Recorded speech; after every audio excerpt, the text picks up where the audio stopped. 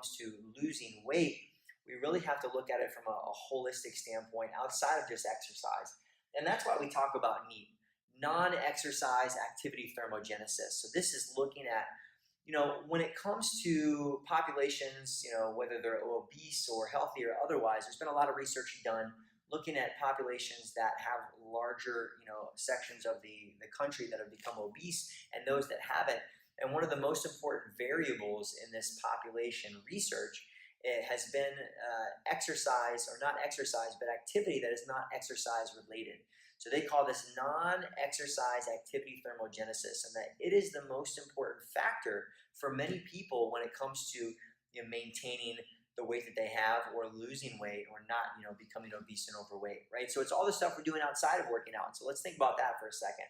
If someone really wants to change their body, but they're working a desk job for 8 hours a day, 5 days a week, maybe more than that, and they're busting their hump with you 2 or 3 days a week, but that's 60, 90, 120 minutes throughout their entire week that they're active, they might need more than that, right? Because really, what all goes into the energy expenditure that we have in a day? Because as we get to nutrition, and we'll talk a little bit about calories in, calories out, it's all about how many calories am I burning throughout my 24-hour period. So you can see a big chunk of that is this resting metabolic rate, over 50%, meaning if I'm just lying on the ground for a day, just what my body needs to stay alive. For many people, you'll find that's higher than you think, especially if you have decent muscle mass. Next from there, you have thermic effect of meals, right? So you have some caloric expenditure just by processing food, taking in calories. Then we have NEAT, non-exercise activity thermogenesis. So just think about this. How active are you throughout the day? That NEAT is going to be small if someone works at a desk 5 or 6 days a week and they don't do a lot of movement.